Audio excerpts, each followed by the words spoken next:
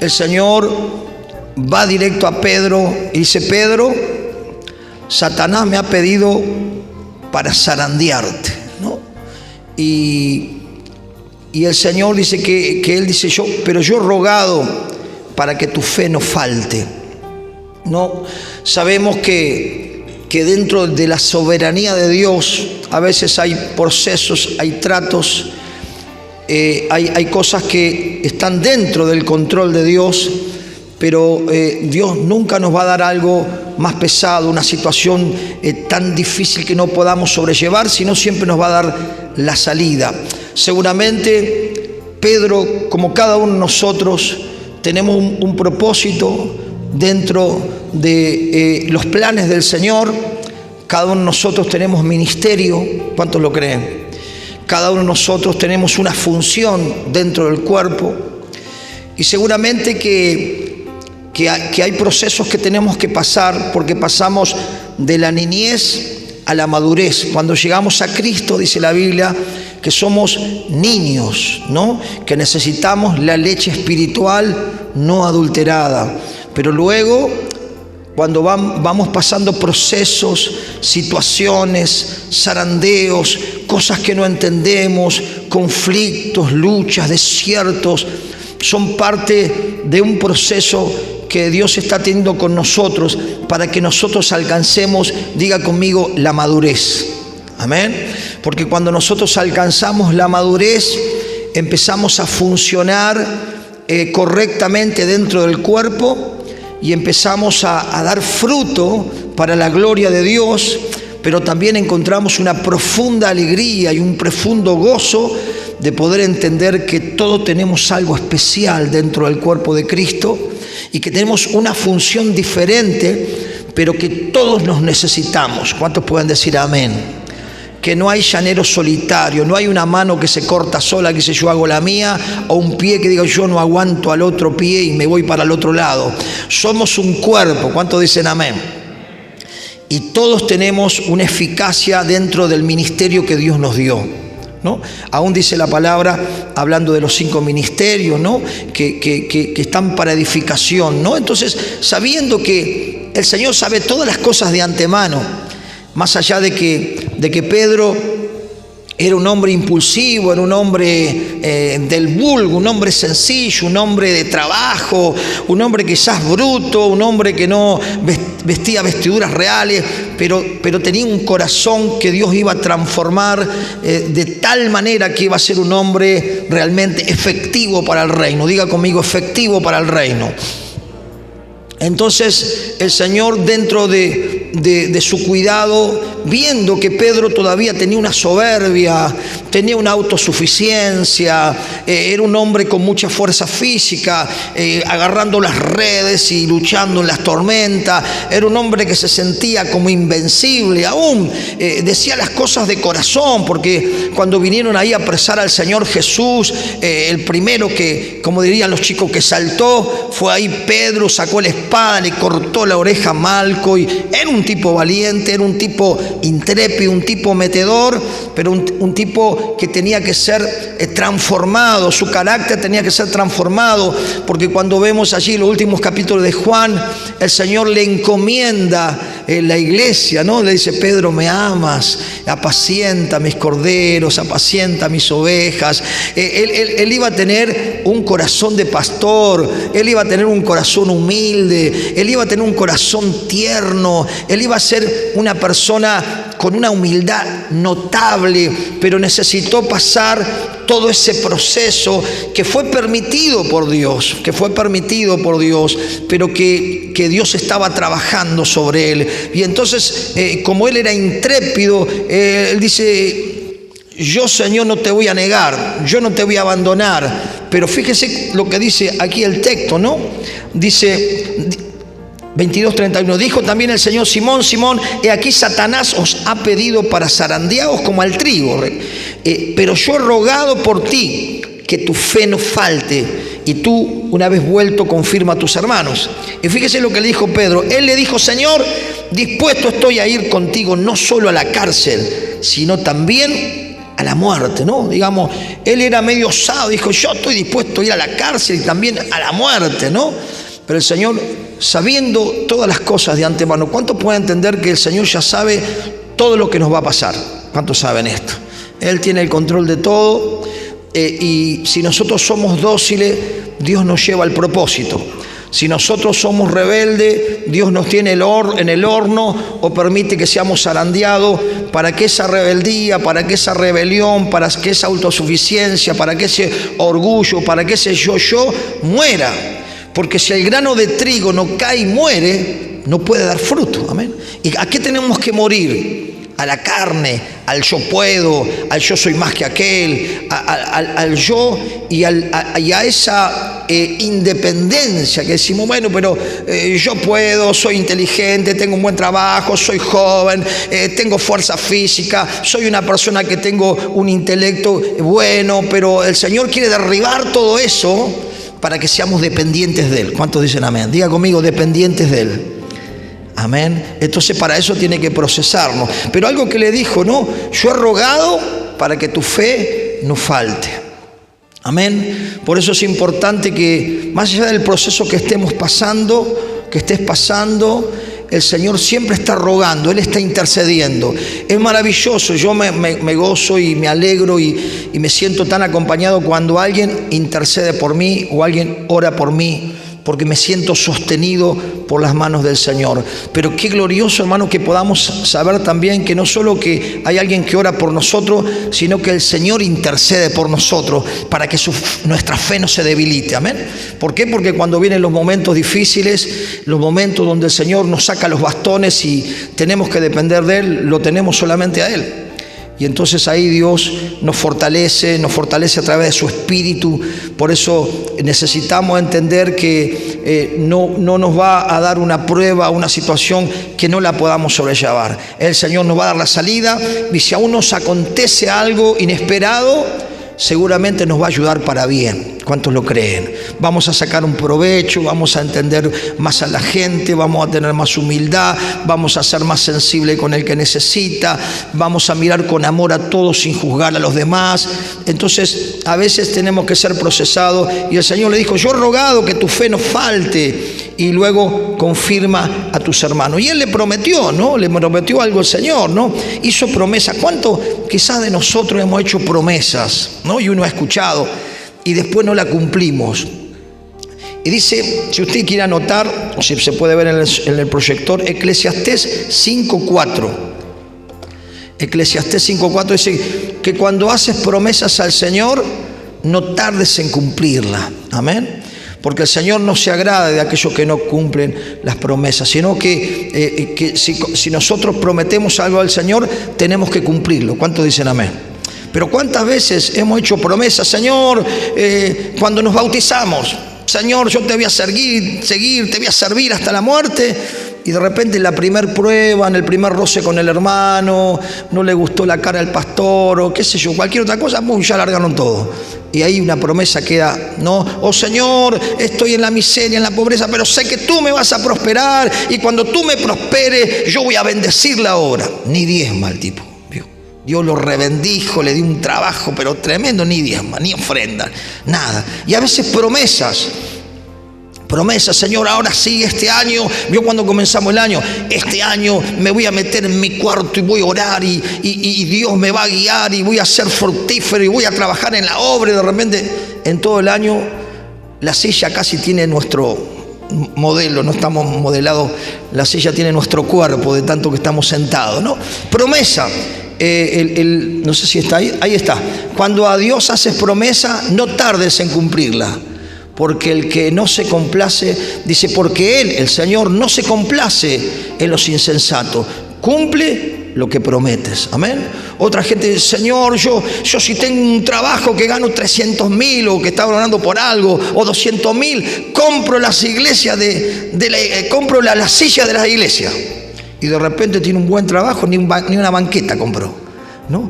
Entonces hay como promesas, ¿no?, que quedan en el aire. Pero dice la palabra que si nosotros prometemos algo, tenemos que cumplir. Y uno puede decir, ¿cuántas veces dije, Señor, yo quiero ser fiel hasta la muerte? ¿Sabe cuál es una persona fiel? Vio que tiene ese dicho, dice, este es fiel como perro de carro.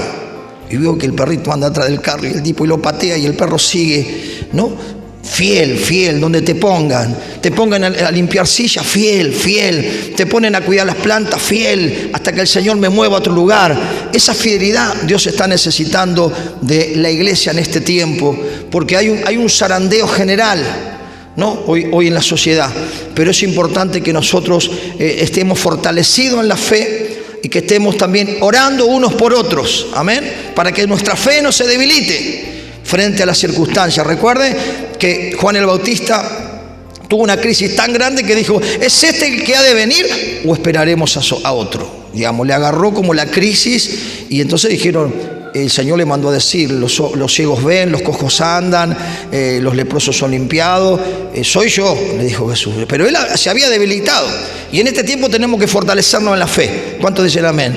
Y prometer algo al Señor, pero cumplirlo. Decirle, Señor, yo quiero cumplir todo lo que te prometo, ¿no? Si uno dice, bueno, Señor, yo en este año me voy a poner en tus manos y en este año, bueno, voy a servirte con mi don, con lo que yo sé hacer. Lo voy a poner al servicio de mis hermanos y al servicio de la obra de Dios. Bueno, si lo prometés al Señor, cumplilo, amén, porque el Señor te va a bendecir si nosotros cumplimos las promesas, amén. Entonces es importante, acá Él le prometió, Él le dijo, Señor, dispuesto estoy a ir contigo, no solo a la cárcel, sino también a la muerte. Y Él le dijo, Pedro, te digo que el gallo no cantará hoy hasta que tú me niegues 3 veces que me conoces. El Señor ya sabía que le iba a negar, pero también sabía el corazón de Pedro. Sabía que era medio brutazo, sabía que era medio, qué sé yo, orgulloso, pero que en el fondo amaba al Señor, ¿no? Y qué lindo, hermano, que a pesar de que nosotros reconocemos nuestros errores, ¿no? Que a veces le fallamos, o que a veces fracasamos, o que le prometimos y no cumplimos, el Señor sabe que lo amamos, ¿no? Dios sabe que vos lo amás y sabe que en un momento te vas a plantar y vas a moverte hacia adelante y vas a decir, bueno, mi fracaso, mi parálisis, mi fosilización como cristiano quedó atrás. Hoy quiero ser un miembro del cuerpo activo, alguien que esté empujando el reino. Y eso es lo que hace Dios, ¿no? Que permite a veces, como vamos a ver ahora, que experimentemos ciertos fracasos, ¿no? Fracasos en cosas, en situaciones, en el ministerio, a veces en la carrera, a veces en el trabajo, a veces en los proyectos, pero que esos fracasos no van a limitar lo que Dios quiere hacer con nosotros, amén, porque esos fracasos que parecen tan amargos luego se convierten en algo que nos enriqueció, que nos hizo caer la ficha, como dijo los chicos, y empezamos a tener un ímpetu como no lo teníamos antes. ¿Cuántos dicen amén? Dios quiere en esta noche hablar a todos aquellos que tienen un sentimiento de fracaso, a todos aquellos que dicen, pastor, yo le he prometido al Señor, le he dicho y siempre me quedo mirando el error del hermano y miro al pastor y critico, siempre estoy en la niñez, todavía soy niño, todavía no puedo comer alimentos sólidos porque estoy en la niñada, pero amo al Señor y quiero dejar el fracaso para atrás y quiero extenderme a lo que viene por delante. ¿Cuántos dicen amén? Dios quiere que te levantes y que empieces realmente a decir, Señor, yo quiero prometerte, pero quiero cumplir esta vez porque te amo y porque sé que vos me amás más a mí. ¿Cuántos dicen amén? Y vemos también en el versículo 54, aquí vemos donde la promesa se rompió, ¿no? Dice, acá está hablando cuando lo habían agarrado a Jesús, y no, que vinieron a arrestarle, y prendiéndole a Jesús le llevaron y le condujeron a la casa del sumo sacerdote, y Pedro le seguía de lejos, ¿no? Y el Señor me frenaba ahí, ¿no? Que Dios quiere estar cerca nuestro, amén.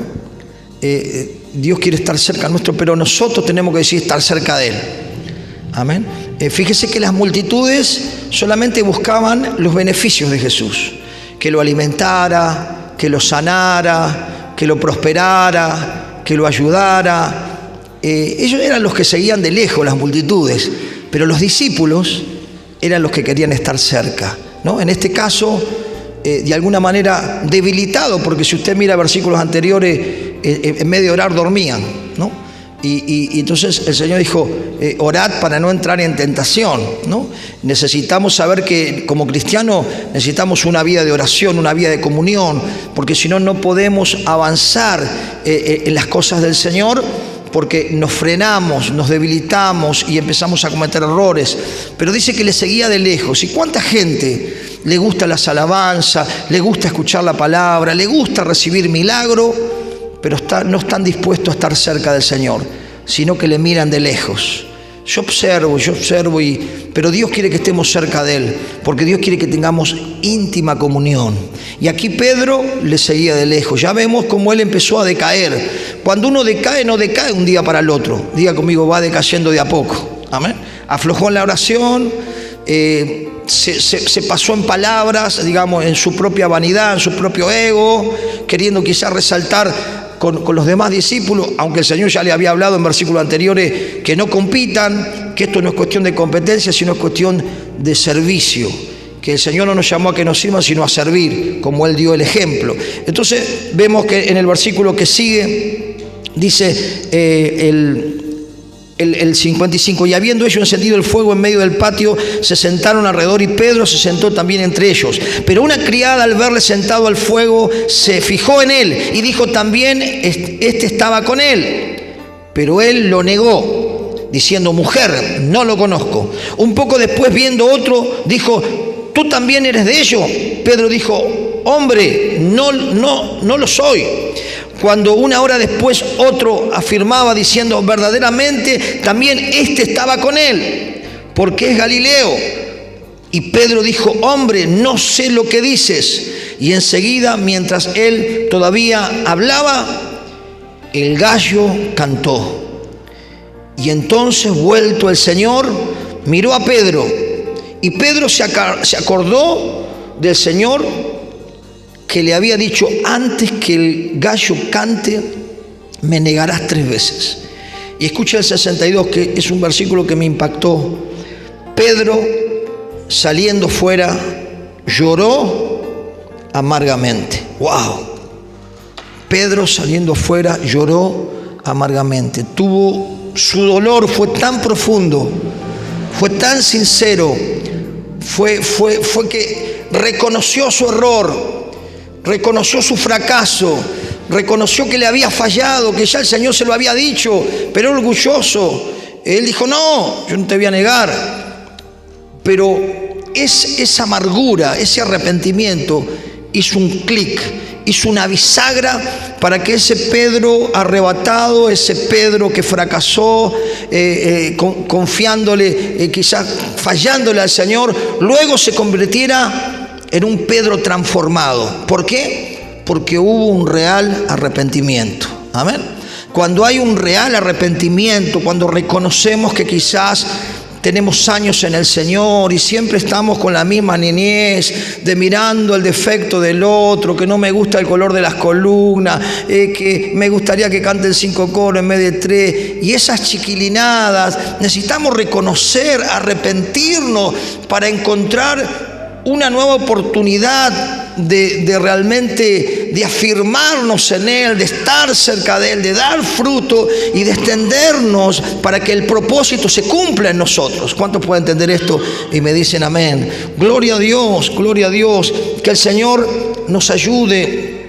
Podemos ver que su zarandeo, su fracaso se convirtió en el mayor compromiso, un mayor compromiso con Jesús. Amén. Dios quiere llevarnos hoy, hermano, a ustedes, a mí, a un mayor compromiso con el Señor. Creo que hoy no es tiempo para jugar el evangelio, tampoco para hacer turismo en iglesia. Me quedo acá no me gusta, ya no hay amor, acá sí, allá. Necesitamos ser plantíos del Señor, plantarnos en la casa del Señor, identificar el lugar, identificar los padres espirituales y crecer en un lugar para dar fruto para la gloria de Dios. Pero Pedro tuvo una convicción de pecado, tuvo un arrepentimiento que eso lo transformó y lo catapultó a ser realmente un punta de lanza. De un fracasado lo llevó a ser uno de los discípulos más osados, y donde el Señor mismo le dijo, apacentá mi iglesia, Pedro, apacentá mi iglesia. y le quiero dar unos versículos, ¿no? Estuvo presente en la oración en el aposento alto. Si usted me acompaña a Hechos capítulo 13, fíjese la transformación que tuvo, ¿no? Fue el primero se durmió en la oración, después era uno de los que estaba ahí como punta de lanza en el aposento alto, clamando y orando, buscando la presencia del Espíritu Santo. Hechos 1:13 dice, y entrados subieron al aposento donde moraba Pedro y Jacob, Juan, Andrés, Felipe, Tomás, Bartolomé, Mateo, Jacob, hijo de Alfeo, Simón el celote, Judas, hermanos de Jacob. Todos estos perseveraban unánimes en oración y ruego con las mujeres y con María, la madre de Jesús, y con sus hermanos. ¿Qué aprendió Pedro? Dijo, no, tengo que meterle a la oración. En otro tiempo me costaba, en otro tiempo me dormía, en otro tiempo apenas oraba en la comida, pero ahora sé que tengo que orar y buscar ser lleno del Espíritu. Y ahí buscó, oró, y si mira el capítulo 2, vino la gloria de Dios, vino la presencia de Dios, y fueron transformados, fueron cambiados, y Pedro se levantó con valor. Pedro se puso realmente en las manos del Señor y dijo, estoy dispuesto a morir, pero esta vez era en serio, porque luego entregó su vida por el Señor. ¿Cuántos pueden decir gloria a Dios? Aleluya. Y en el versículo 15, fíjese que dice el 1:15, en aquellos días Pedro se levantó en medio de los hermanos y reunidos eran como de 120 el número, ¿no? Y fíjese que ahí se levantó él y le empezó a hablar a los 120. No, él ya tenía otro espíritu, ya tenía una nueva fuerza, ya tenía un nuevo ánimo, ya decía, bueno, lo que pasó atrás ya quedó, mi fracaso atrás quedó, ahora voy para adelante. Y empezó a ser realmente un siervo fiel al Señor. Amén. Decí, los fracasos quedaron allá atrás. Amén. Déjalos atrás, porque Dios va a hacer algo poderoso con tu vida en este tiempo de un compromiso realmente, entendiendo lo que Dios quiere para nuestras vidas. Amén. Vemos también que confrontó al pueblo israelita, le dijo, ustedes lo crucificaron. 2:36, ahí de Hechos, ¿no? Fíjese lo que dice, sepa pues ciertísimamente toda la casa de Israel que a este Jesús, a quien vosotros crucificaste, Dios le ha hecho Señor y Cristo. Un valor tremendo. Era un cobarde, un traidor, un vanidoso, y se convirtió en un hombre realmente que tenía un valor sobrenatural, porque había sido lleno del poder de Dios y había tenido una real conversión, un real arrepentimiento que le permitió absorber la plenitud del Espíritu. ¿Cuántos dicen amén? Cuando nosotros tenemos un real arrepentimiento, hermano, vamos a ser mudados, vamos a ser transformados, porque el Espíritu de Dios va a venir sobre nosotros con poder y nos va a cambiar la mente. ¿Cuántos lo creen? Y el Espíritu de Dios vendrá sobre ti y te mudaré en otro hombre, te mudaré en otra mujer, te cambiaré la mente. Eso es lo que Dios hace cuando hay quebrantamiento real. Nos cambia la manera de pensar y entramos realmente a ser plenos en las cosas del Señor. ¿Cuántos dicen gloria a Dios? Amén. El primer milagro ahí en el templo, en Hechos capítulo 3. Dio otro discurso ahí en capítulo 3, versículo 11. Dice, y teniendo asido a Pedro y a Juan, el cojo que había sido sanado, todo el pueblo atónico concurrió a ellos al pórtico que se llamaba de Salomón. Viendo esto, Pedro respondió, varones israelitas, ¿por qué os maravilláis de esto? ¿O por qué ponéis los ojos en nosotros, como si nuestro poder o piedad hubiésemos hecho andar a la humildad? Si Dios lo usó, dijo, no fui yo, fue Dios. Ya Pedro tenía un corazón humilde. Nosotros no hicimos nada, acá lo hizo el Señor. En el nombre del Señor este cojo se levantó. Ya Pedro tuvo un cambio poderoso. Amén.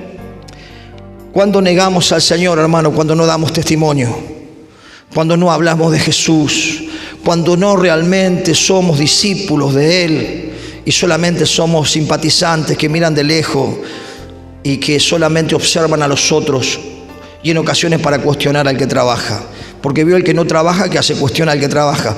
Pero dijo Jesús, mi Padre trabaja, yo también trabajo, todos tenemos que trabajar en la obra. ¿Cuántos dicen amén?